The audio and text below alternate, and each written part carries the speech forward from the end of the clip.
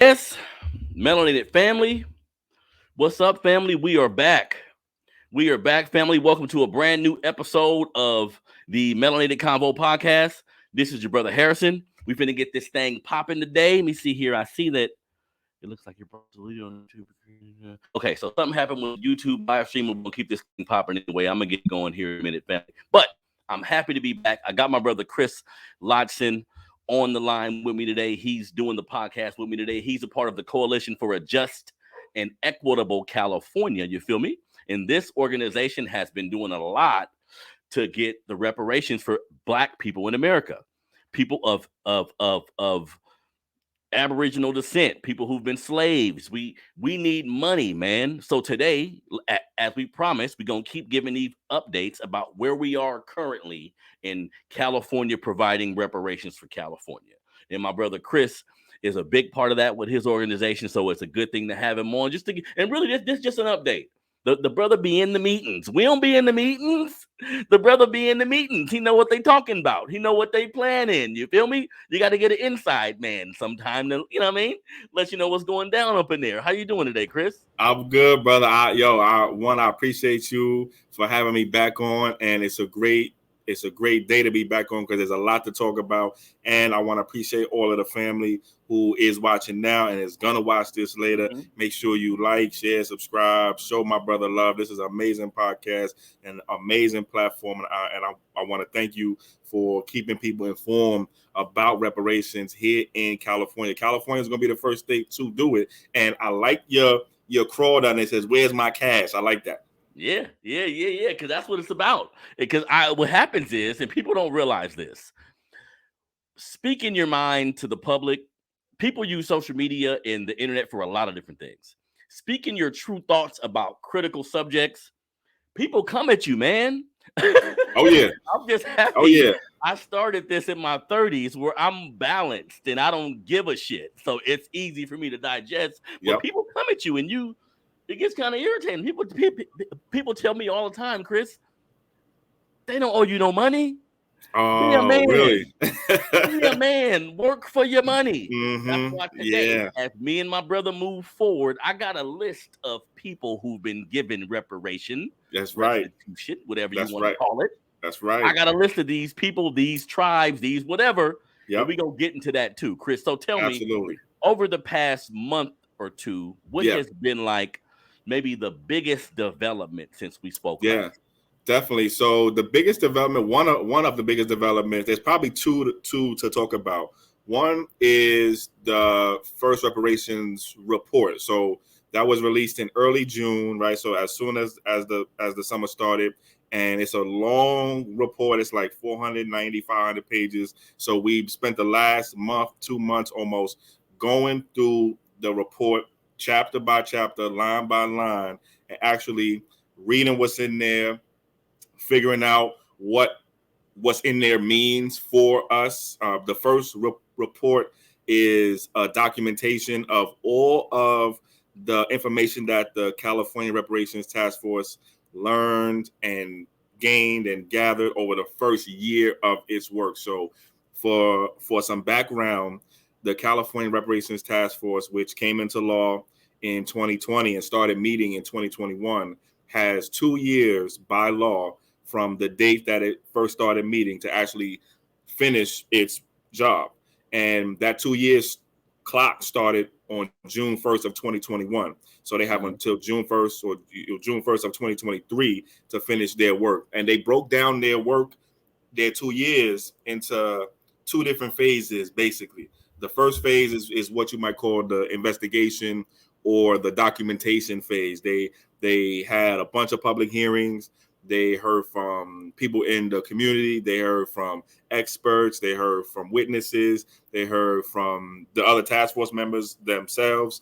And they heard from different government agencies, different organizations.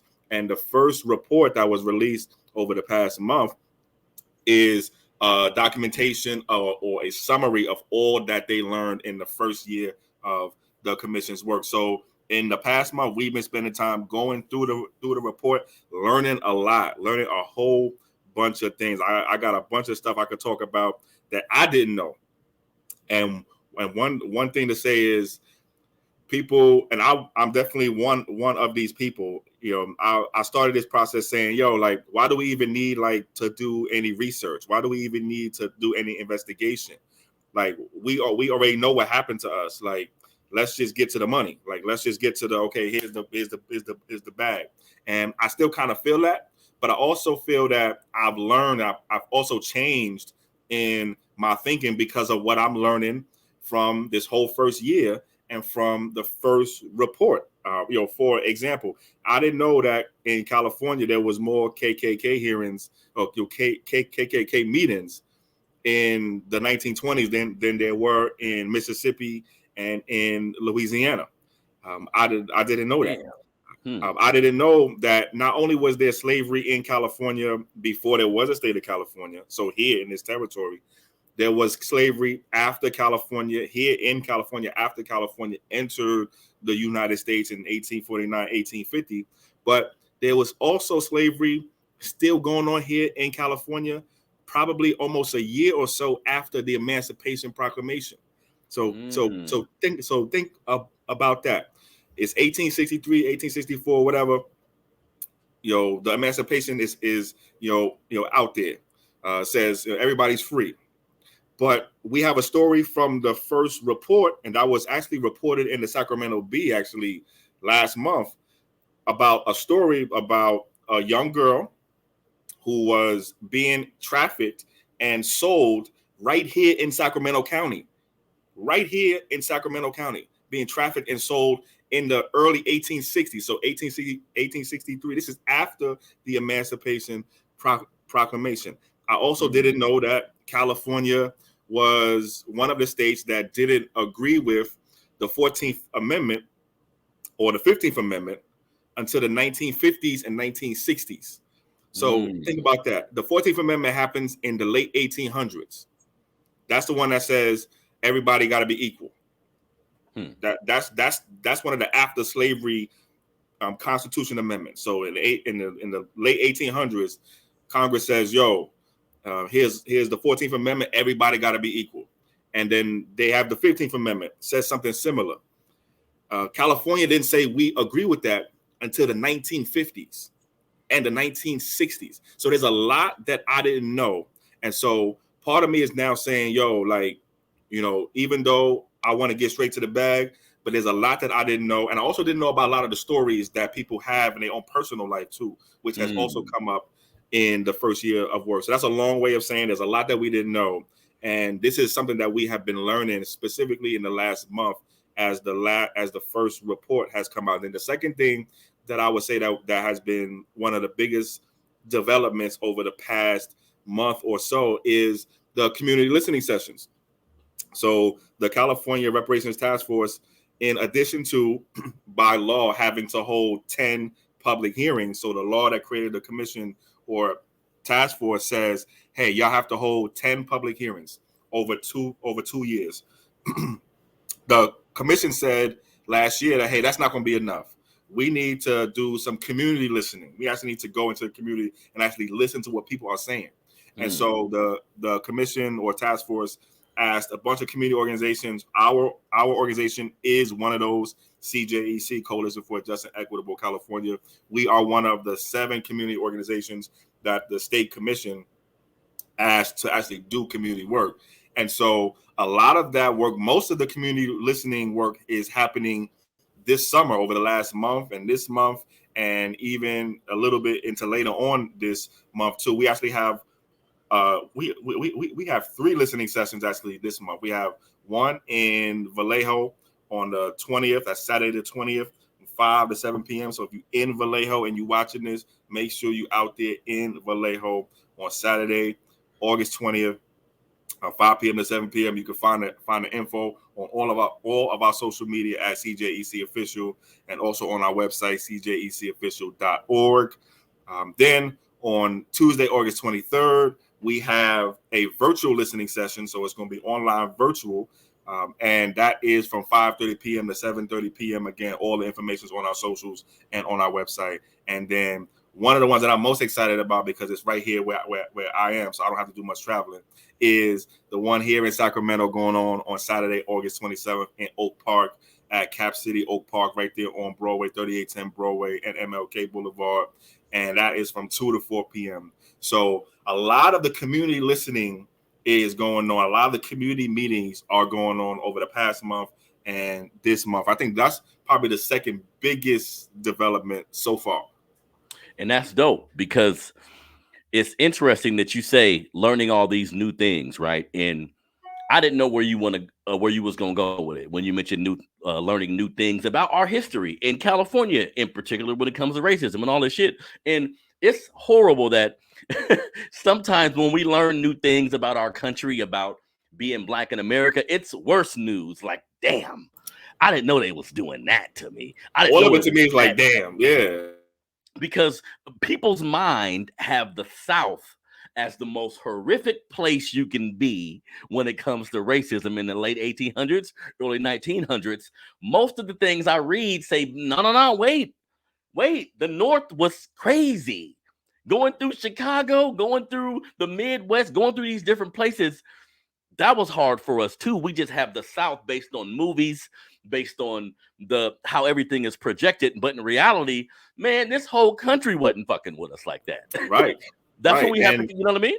yeah, and that's absolutely right. And that's one thing that I like about how the first report is set up. By the way, if you want to read the first report yourself, so if you got time, feel free to read the first report yourself. You can also go to our website, CJECofficial.org, and just click the reparations tab. And then when you click that, we have a link to the first report also. In addition to that, I'm also doing every single Monday, 7 p.m., a live reading of every single chapter on Twitter Spaces, on my own personal Twitter. So if you want to listen to it, get read to you, chapter by chapter. We on chapter 5 now. You can go to my Twitter's at Chris Organized Sacramento, and check out my Twitter Spaces every Monday, 7 p.m. And you can also listen to the older recordings of each chapter too.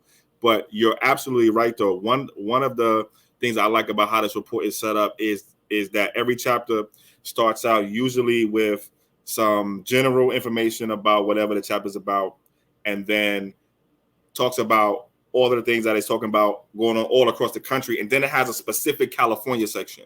So then it says, all right, California. And then it goes through how California is specifically doing this or specifically doing that. And it's not, it's slavery, and it's all the other things that come after slavery too. And it's all of that on a specific group of people, right? Those of us who are descendants of persons who were enslaved in this country. And it goes from back then up until today too. That's another thing I like about how the report is set up. It's not just that it has a specific focus on California, but it also has a specific focus on today as well as the past too.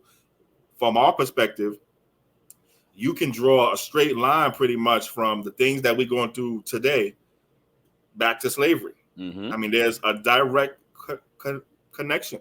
And that's part of why we make the case for reparations. But again, you're absolutely right. This is something that we're often taught, is that the South is bad, and the South was this, and the South was that, but we don't hear about the West. We don't hear about the West. I don't remember ever hearing nothing about the West at all in school. I don't remember hearing nothing about the West. First of all, this is something else that we learned in the first report. California had one of the most hardest fugitive slave acts in the country. So if you escaped and you sought your own freedom, if you freed yourself, let's say, and you got here to California, if you got caught, you would be in most cases, almost all cases, taken back to wherever you freed yourself from. And a lot of times that was in the South. But we also, again, this is stuff that we're learning out of the first report and the first year of hearing from testimonies from people whose families actually went through this. We know of people who, one, came here enslaved, and then bought their freedom here, and then were re-enslaved here. So we know people who came to the state of California enslaved, worked, and managed to buy their freedom, and then were recaptured and re-enslaved here in California. We have actual people whose families went through this. Damn. Secondly, we know of people who came here free and then were enslaved here in the state of California. Okay. So we have learned a lot over the past year, but especially as this first report has come out over the past month, we've learned a lot. And what's the purpose of learning all this? We don't just, well, one, I want to make one point earlier too. I think based on the fact that you and me, and I think a lot of people who are watching right now probably have the same kind of experience, but we don't really hear nothing about the West and slavery, or the West and Jim Crow. We don't hear nothing about the North. We don't hear a lot about the North, let's say. You know, I think part of what I want to see is that our schools and our educational systems actually start to have to have this information in what they teaching our kids.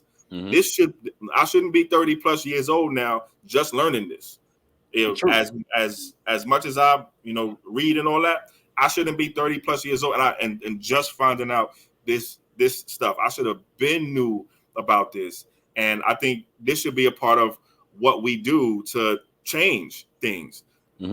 This report, I think, should be in every single textbook and every single school curriculum this year. It should be in every single public library. There should be public copies of this report in every single public library in the state, physical copies, because part of how we get to where we're trying to get to is making sure that people know why we going there. And very true. You're going to hear people say, just like you started, well, we don't owe y'all no money. Pull yourself up by your own bootstraps. All that shit, yeah. Go ahead. It's bad, but all you gotta do is work hard. And of course, we want people to work hard and make all the great and best choices they can for themselves and their family. That's absolutely true. That's absolutely right. And we are owed a debt. Yes, and my whole point of doing this show, and I try to do shows about every facet of Black life. Like, here's the thing, right? If I'm in a room of just conscious people, this could be good. We think alike. We gonna build. We know what to expect, damn near. But sometimes that can put us at a stalemate. I need a couple thugs to step in. I need a couple dudes who ain't never looked at this information to come sit down. I need to be the kind of person that if you like hip hop, I need to pull you in. Because we literally need everybody. I see too many people in Black America who may see a video of us getting shot and don't like that shit. Oh, that was horrible. They ain't gonna touch me. I'm gonna protect my family. It has to go a little bit deeper than that. We got to go from, yes, I don't like the police shootings, I know there's racism in the air, to I'm about to start doing something. And I always say that something, Black family, is 1,000 things. Right. But it has to be something. You can, if you in the marching, if you like that type of agitation, do that. If you're a scholar, teach us. If you got a business, show us how to get one. You see what I'm saying? do something. So my whole thing is, because I got friends and family who I love dearly, and these are good people, but they never really took a liking to our struggle. They never, better word, they never personalized our struggle. Yeah, a cop shot a man in Houston, but nah, that's my brother.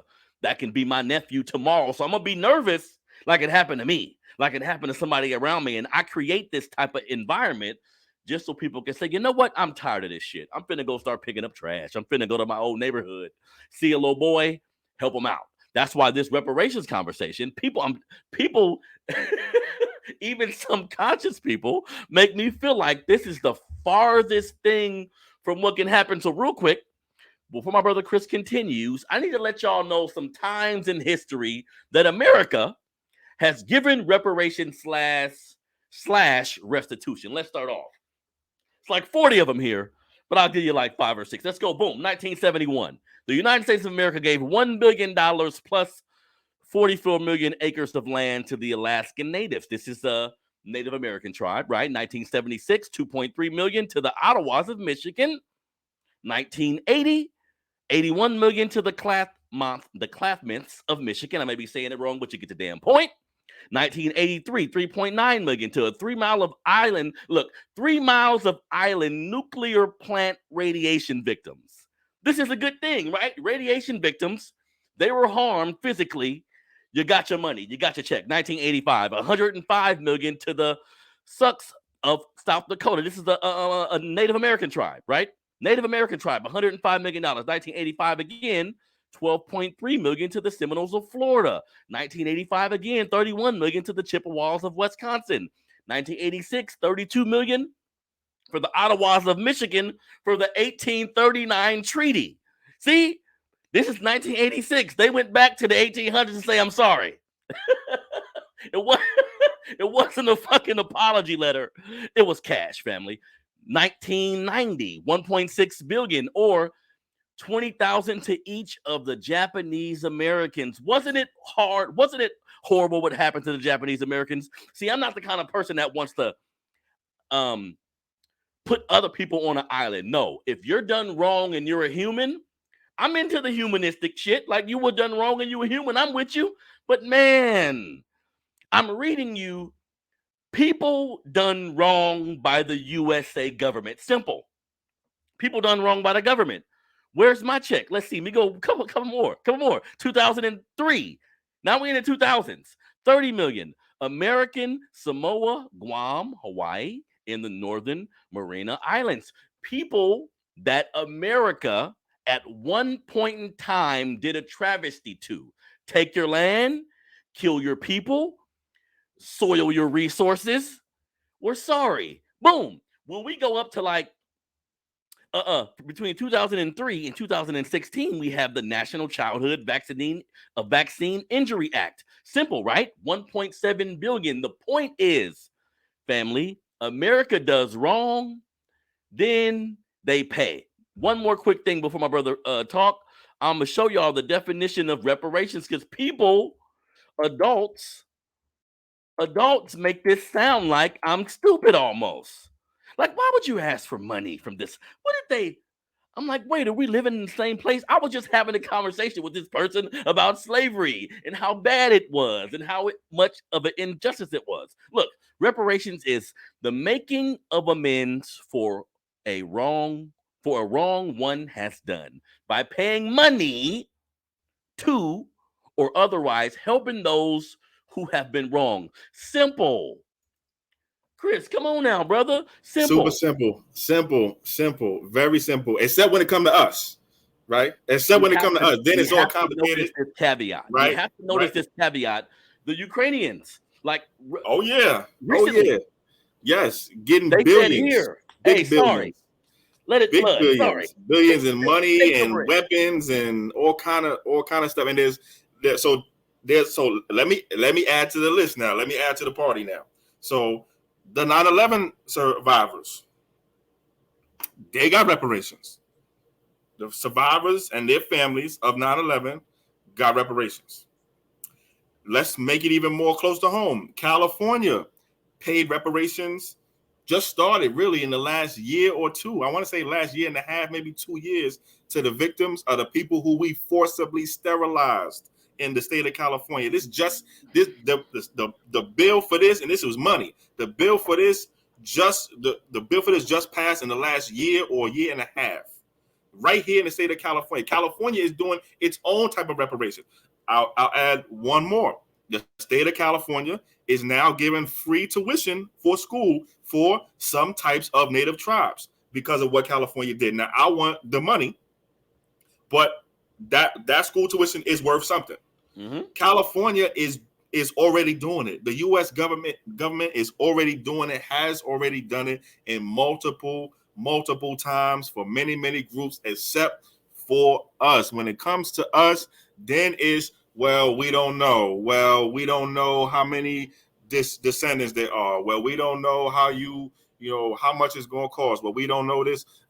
No, we need the same, if not more, than other groups got, and we need the same type of treatment, if not better, than other groups got. And I'm glad you read that list. I know you could have read more, because I know there's 25 more in more there. to people. It's about 25 Right. more. Right. There's a lot more. And guess what? We're going to add to that list, though. We're going to add ourselves to that list. And that's what we're doing here with the California Reparations work and the California Reparations Task Force. Again, this is a first in the nation task force. There's not been any state in our history that's ever created a task force to develop reparations.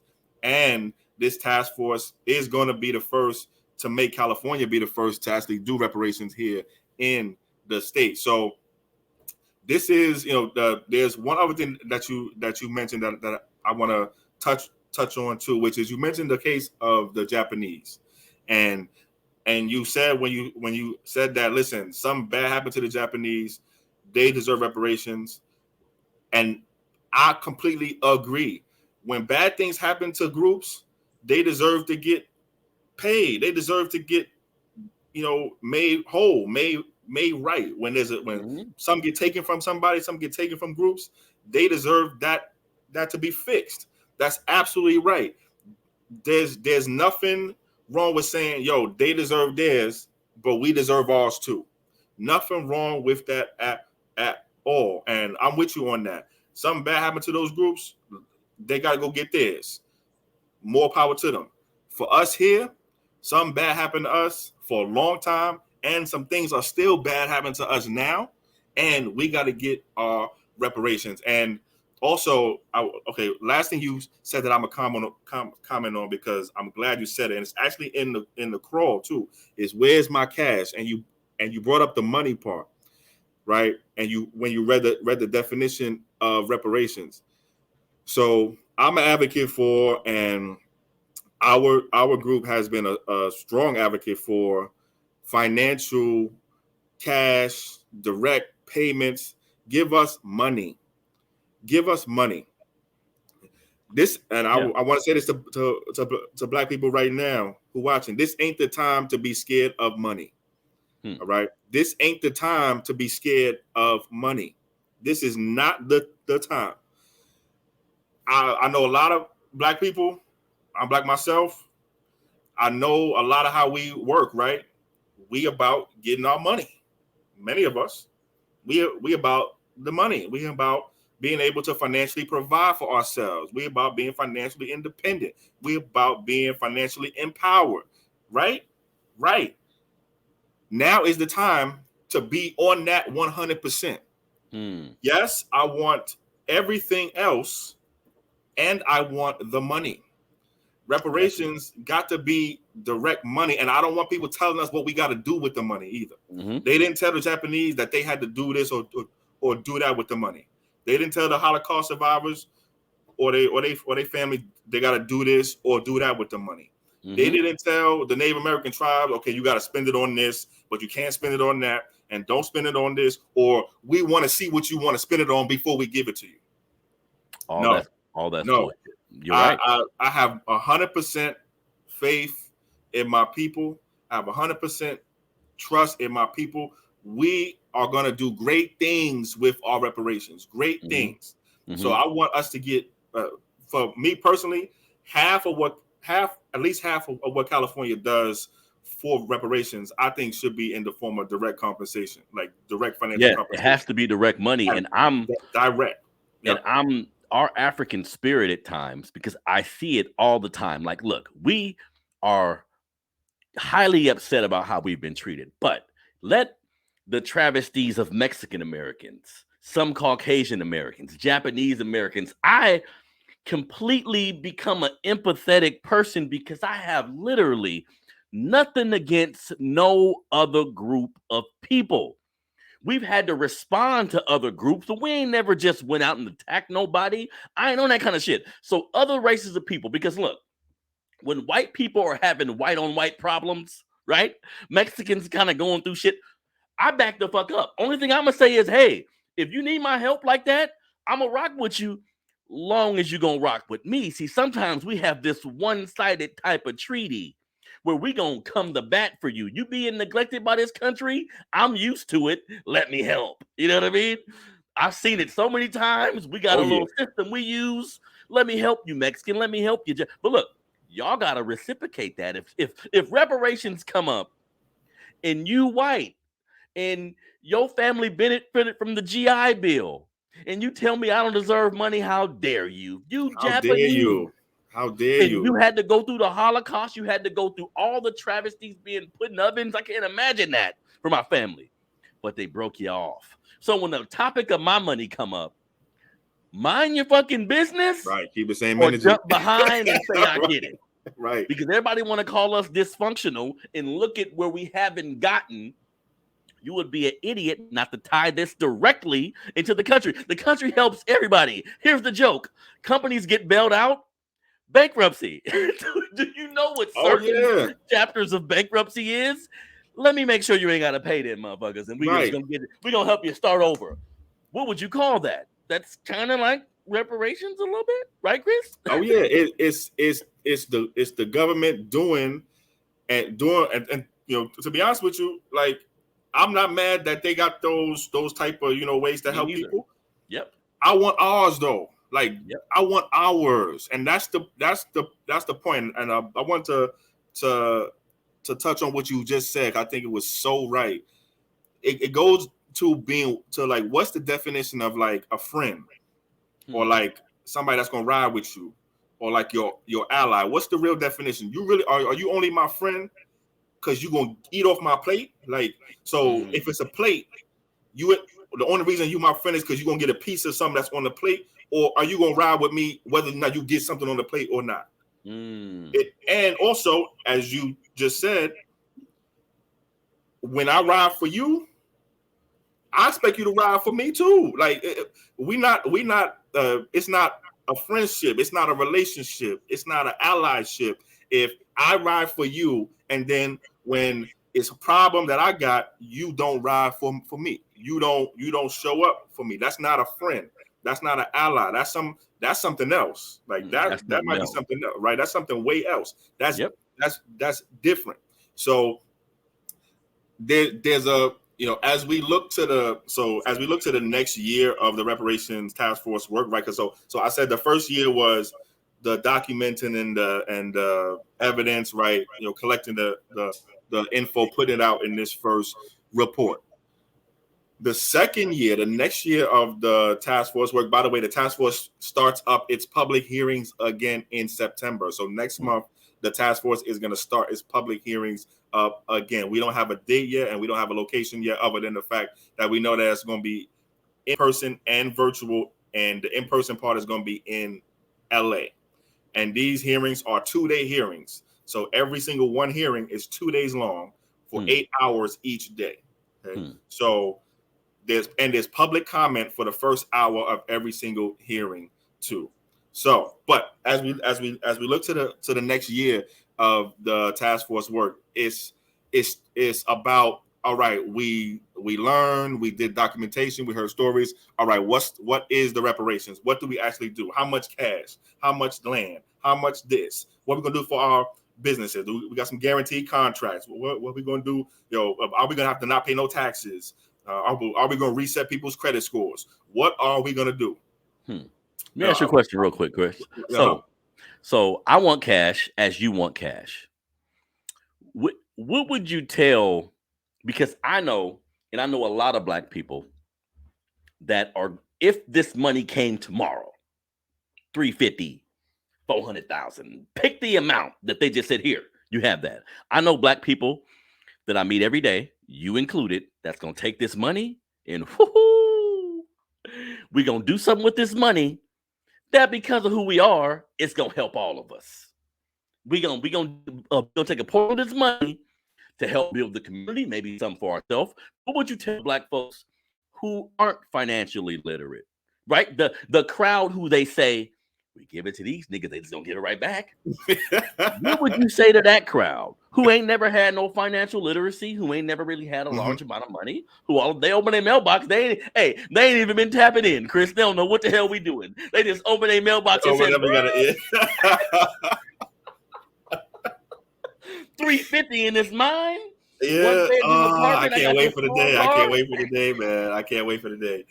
So what I would tell, what I would tell those folks is, first of all, that you are obviously we're all blessed because this is actually going to happen, right? But the first thing I would tell those folks is, first. So I'm not a financial, I'm not a Of financial course, this literacy is just our expert and yeah. all Me that, right? neither. So I don't want to tell people like what they should do No, of course not. with their money. What's the mindset? So like I can't tell them like what they should do with their specific money. From most Black people that I know spend most of their money on their rent, on their kids, on their food, on their transportation. If you actually look at Black people spending, so for example, I'm gonna get to a direct answer to your question too, but I want to just put some context on it. That's what I So want you to do. we talk about all right. So what's the number that you hear about the Black spending power? How much is Black spending power? Billions, what I heard. Right. So I think it's even up towards over $1 trillion now. Right. So Black people, what we call Black people spend in the U.S. about $1 trillion every single year. Okay? But what do we spend it on? That's the next question. What do we spend it on? So a lot of people, quote the numbers from a group called Nielsen that releases these numbers every single year. And that's where you get the $1 trillion Black spending power is $1 trillion thing from, right? 900 billion trillion dollars. What do we define as Black spending power when we talk about that? That's literally just if you add up all of the money Black people make, and then you take away basically the taxes. So if you add up all the money Black people make and basically take away the taxes, you got about $1 trillion ish, right? And then what's left is what we have to spend on, and most of that, a third to half of that, is going on just living rent. I think we know this very well here in the city of Sacramento and in California and other places too. Most of us are paying a third of our income, if not half our income, just to keep the roof over our head. The roof over our head, the lights, etc., the gas. Then the rest is spent on food.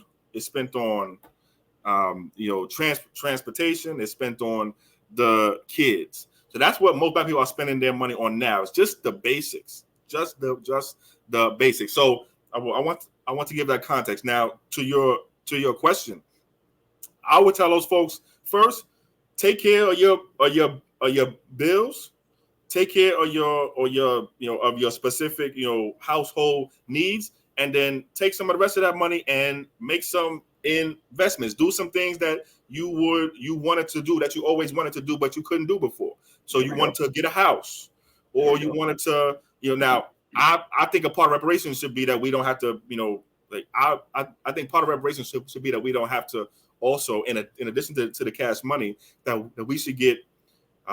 We should be able to buy houses without having to put no big house down payments down, right? So having the down payments taken for us, having some of the mortgage, covered for us. So, but make some investments. Start that business you always wanted to start. Explore your dreams. Go to your neighbor who also got the money, and then go to the other neighbor who also got the money, and y'all put 10% of y'all all together, and y'all do something with that. Y'all start an investment club. Y'all start actually buying assets, building wealth. That's what I would say to those folks. But again, I would also say, take care of your business, take care of your bills, take care of the things that you need to take care of. Put some money away. I would also say, don't spend it all, but I'm also trying to tell people. I'm also not trying to tell people what to do with their money. Yeah. Because again, in these other cases, people didn't tell people what to do with their money. True. But the last thing I'll say on this is, part of what I think we'll see when this actually happens is that we're going to see a whole new generation, or a whole reintroduced generation of financial planners, Yeah. financial advisors.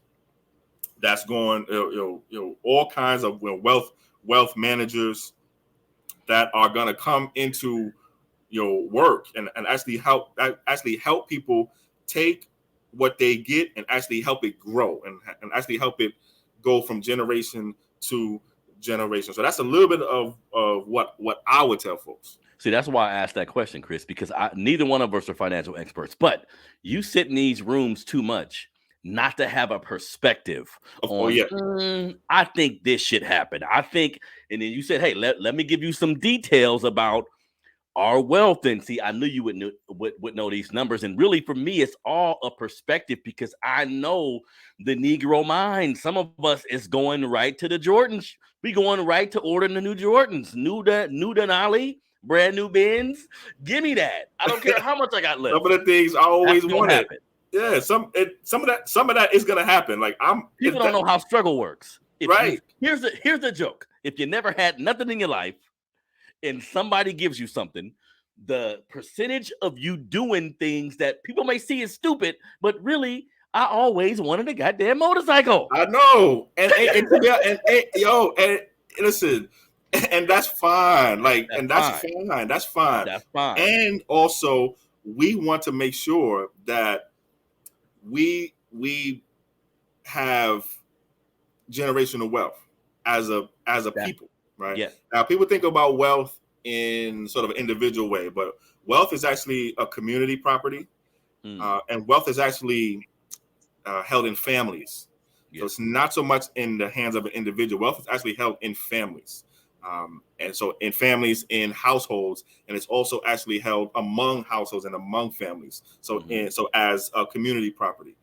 And we're talking about right now, we didn't make this distinction, and let's do it now. We talking about income. We ain't necessarily talking about wealth. Wealth and income are different, right? So when I say you getting a check, we talking about you getting the income. Right? Everybody here got a job. You get a check. You get the income. We haven't talked about the wealth here, right? And when I say direct financial compensation, I'm talking about income and wealth. So yes, I think we should get some cash income. Absolutely, 100%. And also a part of the direct financial compensation, as a part of that income and cash, we should also get, in addition to that, we should also get wealth. What is wealth? People have all these kinds of definitions. I use the basic accounting definition of wealth. Take everything you own. So it's everything you own minus everything you owe. What you own minus what you owe. And that difference, expressed as a dollar value, expressed as a number, is your wealth. And that is usually measured at the household level. So I take the value of your house, the value of your car, whether you own a business, you got business assets, you got stocks, you got bonds, you got a savings account, right? Whatever that is, and then I subtract what you owe from it. So you owe the mortgage, you got the car note, you got credit card bills, blah blah blah blah blah. That difference is what is your wealth or your net worth. We have to, as a part of this, as a part of the direct financial compensation, I want the wealth too. So that means I want the houses, I want the property, I want the business assets, I want the stocks, I want the bonds, I want the CDs, etc. And that, in addition to that, the cash income that I will use to help do other things too. And I'm being funny, y'all, but I know for sure there's a lot of there's enough Black people where if we were to get reparations, there's enough of us who think a particular way that we would change the fabric of this country. People thinking about all the nigga shit we'd buy, and that's funny to me, and I know about Black folks, and that's true. But the progressive thinkers, the people who are consciously trying to move and shake in this country, we would get this money and literally change the world, because enough of us would use it for a source of influence, and we the most influential people in this country. So enough of us would get it as a source of influence and change whatever sector they in. And I think that would bleed. And like you said, we would get people who take this money, flip it, then go teach other people how to do it. Oh yeah, absolutely. And it's, I agree with you 100%. That I think, like, and this is a really good question. This is a really, really good question, because now we're starting to think of, and I'm glad we even started to think like this. What do we look like after reparations? Right? Like, so like it was hard to even imagine ourselves after reparations just last year, a year before, even before that. So now we're starting to get the imagination to see ourselves after reparations. I think even the people that we think is going to spend some of the money, or people who first of all, I mean, almost all of us are probably going to spend on some stuff that we just want, right? Like, I mean, and there's nothing wrong with that, right? Yeah. But even the people that that might spend it, in a different way than we would, I'm not so sure.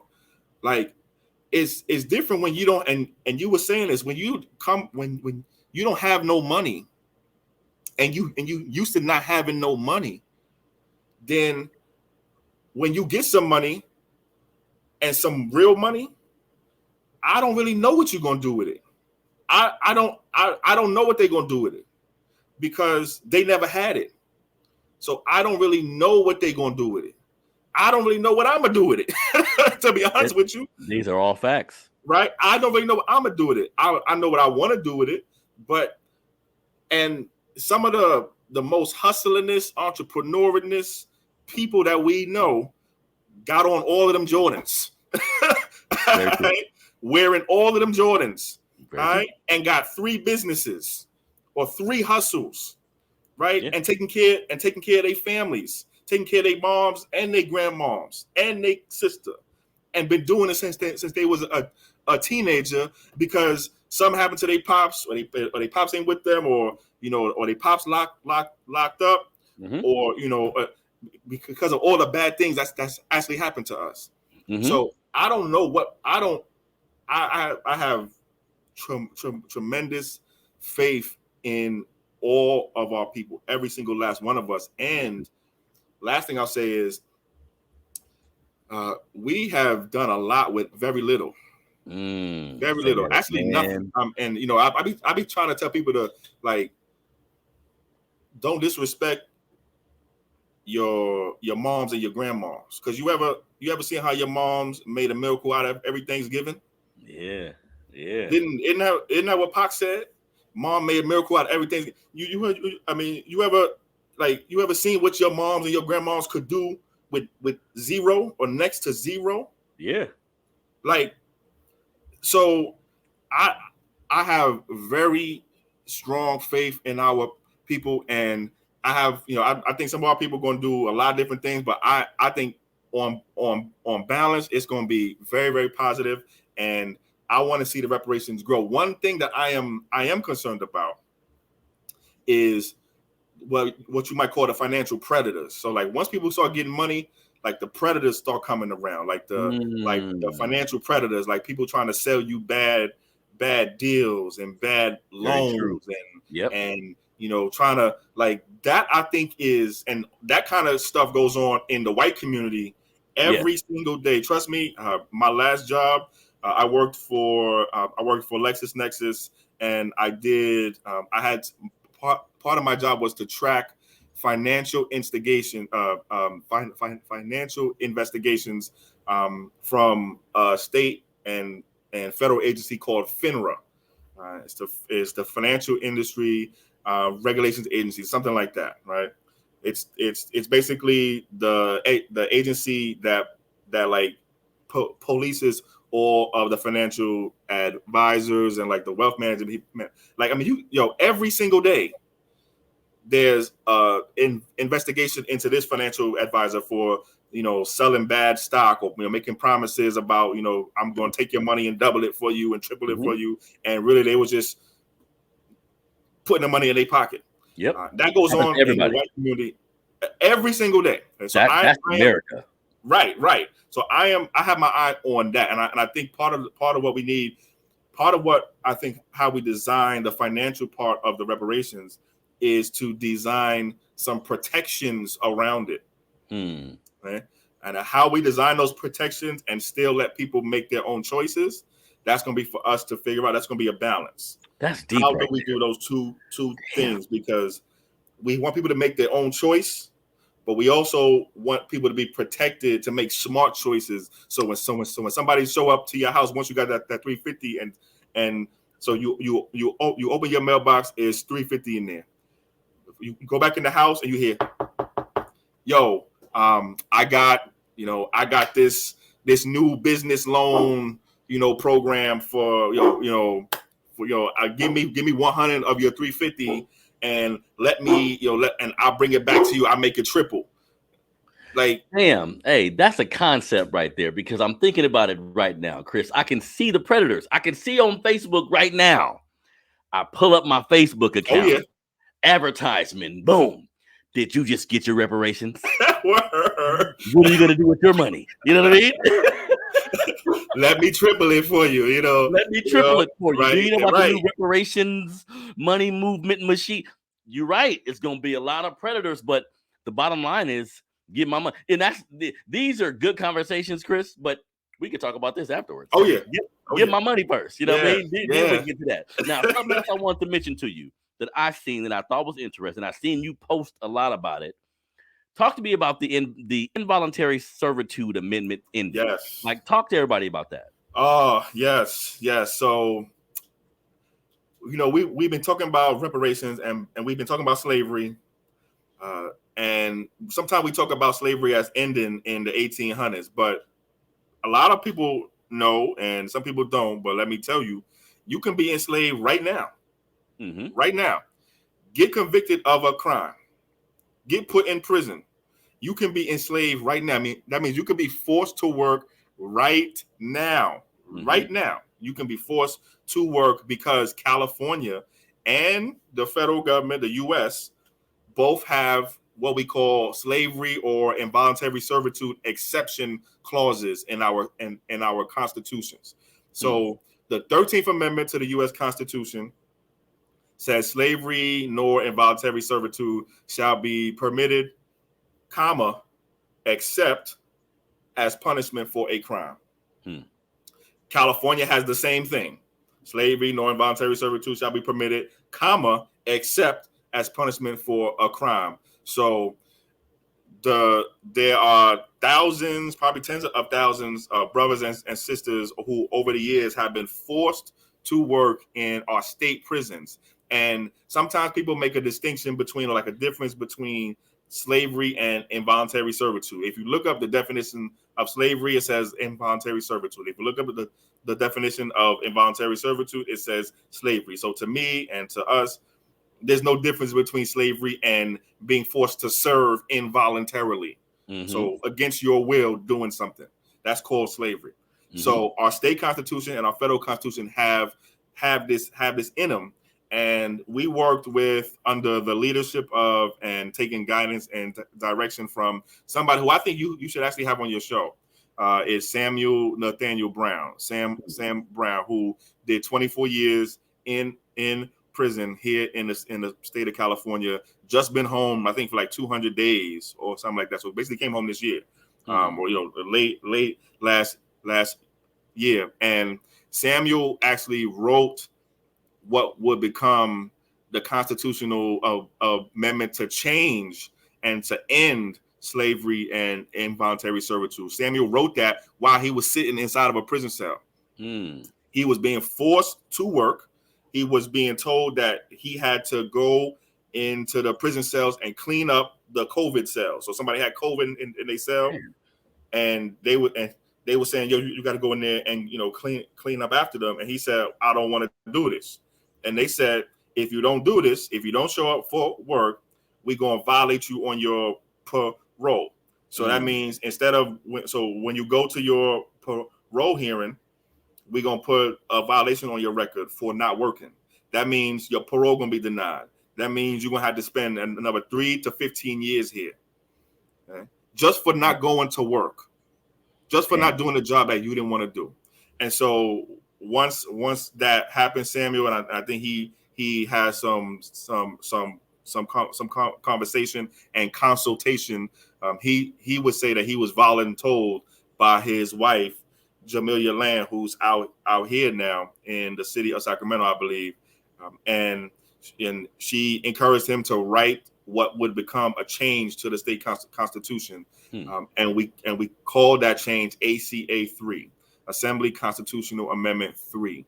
And Samuel wrote that, and then once he got out with others, worked to actually help the state of California Assembly pass it this year. And when we worked with them, we went to the hearings at the Capitol building. We gave public comment, and then the Assembly Constitutional Amendment got to the state Senate.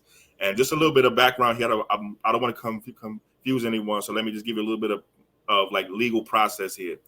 In order to get a law passed, usually the state assembly politicians have to vote for it.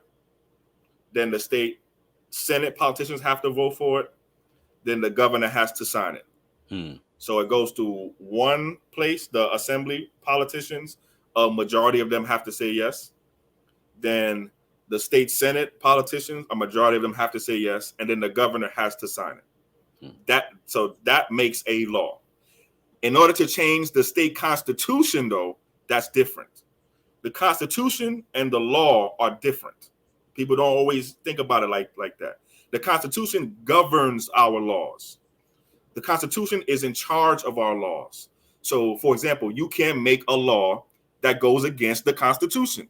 They call that unconstitutional. And so anytime you try to make a law that goes against the Constitution, all it has to do is go to a court, and the court will say this law is unconstitutional. This law can't be used no more. So the Constitution is above our laws.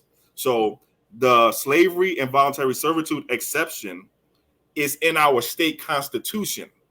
So that means in order to change that, you have to change the state constitution. And so to do that, that's a little bit different than making a law.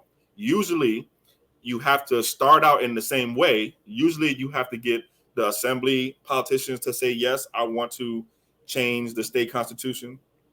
Then you have to get the state Senate politicians to say, yes, I want to change the state constitution.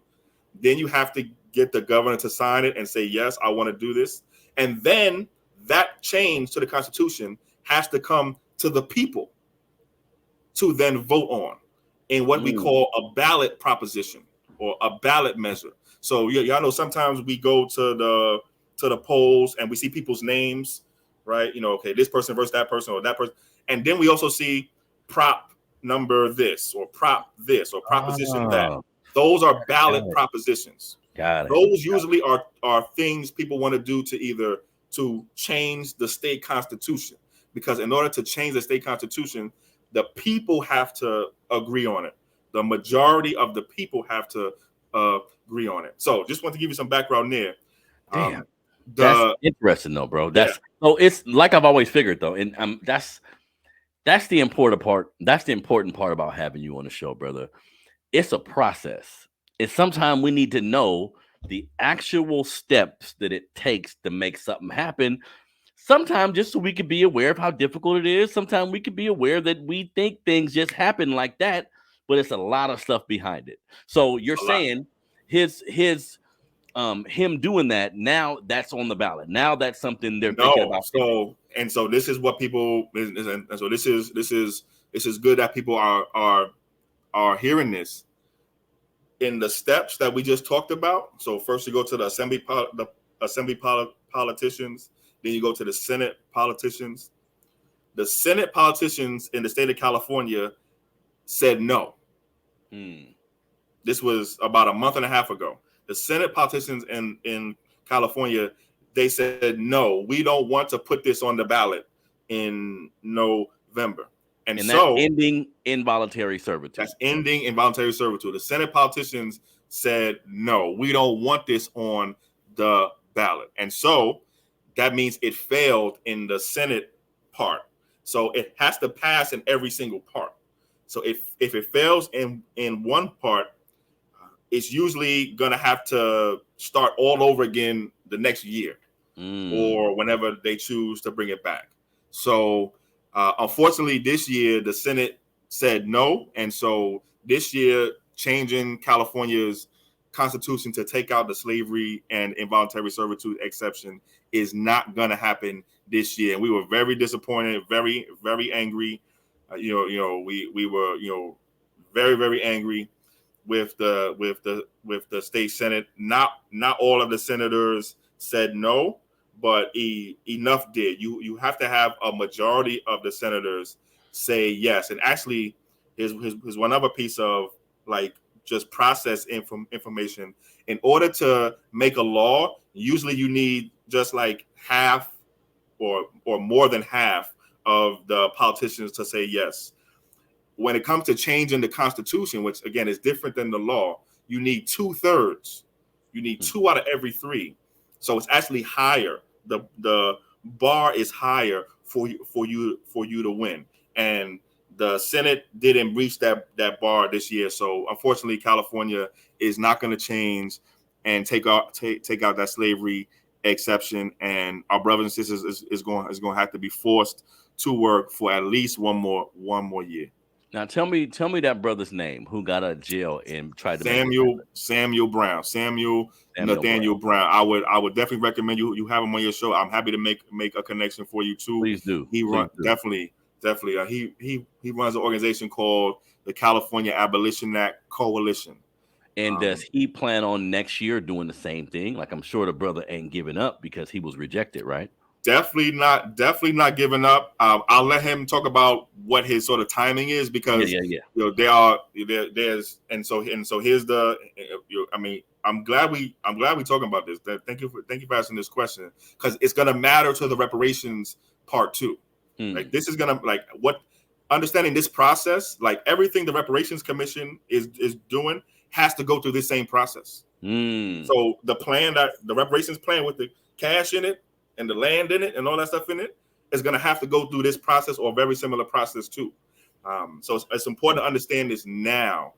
But again, I'll let Sam talk about his timing. There are things that in politics, you got windows and you got seasons. So like sometimes it's better to do things than not. So for example, does it make more sense to do something in an election year versus not an election year? What does it make sense to do it in this year or that year or when these politicians is here or when they here, right? There's all kind of things that you got to think about as you plan, and plus this takes time, like to actually organize the people to do it. It takes resources, it takes money to like fight this fight from start to finish. I can't tell you how many hours Sam and his team put in, talking to legislators, going to hearings, giving testimony, doing media, et cetera. But yeah, I'll let him talk about what his, definitely.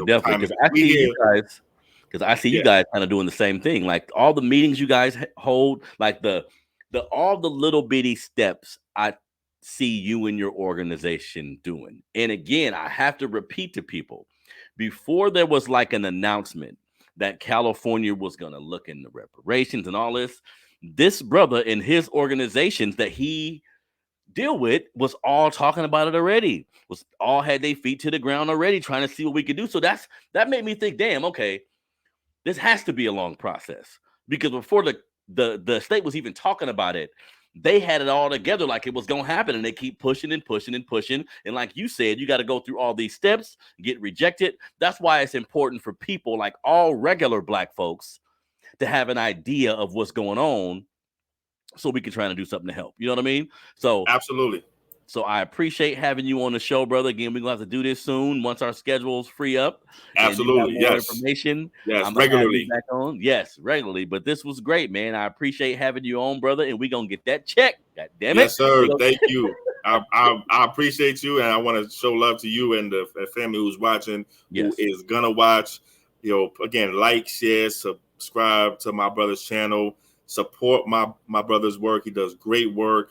I appreciate you. You've always been a big supporter of this reparations work from the ground up. You just mentioned, how we've been doing this from the ground up, and that's how we work. So, appreciate you. I want to give you your flowers too. I can't thank you enough. And let's do this as regularly as possible. And all the people, because I talk a lot about our liberation, about our movement, like what happens to us in the community, outside of the community. I think these are all things we should care about. But what all Black folks should know, there's always, whether you know it or not, since the 50s, 60s, even before that, there's a grassroots set of Black people who don't do a lot of talking. You ain't gonna see them a lot. They ain't shouting from the mountaintop. They're actually just getting shit done. And look, they don't even care if you know. That's why I'm like, no, hell no. Come on my show, and I need them to see your face. Damn it, because you thank you, bro. I appreciate it, man. Working hard for our people. And a lot of us, we getting everybody to a point, but some of us don't really give a shit. Some of us ain't really in it for that. We just going to work every day, feeding our family. Man, I gotta wake up and do what I gotta do. Right. I get that. That's fine. Yeah. But the changes that happen for our people is because of people like Chris. So we need to continue to give people their props, give them an opportunity to speak. And really, sometimes when you're doing the work, you just need somebody to say, hey, I see a good job. Keep on going. That's true. Sometimes that's all it takes. Thank you. Because sometimes there isn't a way to gauge it. Like, I ain't getting hella money from it. I ain't getting, so it's like telling people. We all volunteers, man. We all do this just out of, we do this because we want to see reparations happen. I believe you, bro. Look, and I'm going to say this before I end. This is important to me. How you spend your free time says a lot about who you are to me. And I know when the weekends come up, average mind of a human, I've been working all week, I'm tired. Weekend, I'm chilling. I'm going to go to this club. I'm going to go to this little day party. They drinking, chilling. I'm going to be there. Some people be like, nah, Saturday, I'm working too. Saturday, it's time to go to this meeting. And look, people, these meetings ain't sexy. It ain't hella loud music and people gyrating. It's the work. So people who put in the work when nobody is watching, I salute these people because these are actually the people who change the country. Whether you believe it or not. See, it takes everybody. You want to be out shouting and marching with your hand up? Cool, we need that. You want to be like me, talking about it and give you a round up? You can do that. But it's a whole group of people who don't talk, who don't be seen, and don't want to be. And for that, we need to always salute these individuals. So I'm going to always bring you on the show, Chris. And when we get our check, we're going to have a little celebration on this thing. You hear me? Oh, I can't wait. Hell yeah, because they owe us. So everybody, this has been another episode of the Melanated Convo podcast. I appreciate y'all tuning in. Go to the website, Melanated Convo. Just reconstruct it. You can find news stories there. You can find the show there, information about history. Everything I do now is on the website. That's melanatedconvo.com. Chris, tell everybody how they can reach you. You can reach me at my organization website, C.J.E.C official.org. Just get to that first page and put your information on and get in our newsletter. So C.J.E.C official.org. Also at C.J.E.C official on Twitter, Facebook, Instagram, TikTok, and YouTube. And also, last thing, make sure you once you go to our website, CJECofficial.org, make sure you take the survey. There's a survey up there for California reparations. Take that survey as soon as possible. Again, CJECofficial.org. Definitely. And last but not least, family, you can find the show on melanatedconvo.com. You can find the show on the Melanated Convo YouTube channel, Facebook page, my personal Facebook page, which is Harrison Anderson. Audio as well. If you like listening to your stuff with on your phone, you can go to Apple Podcasts, Google Podcasts, Spotify, all these different places you can find the show, man. Having a conversation is the important part of this whole process. We're going to keep doing it, family. This is your brother Harrison, Chris Lodgson. Another episode of the Melanated Convo podcast. We out.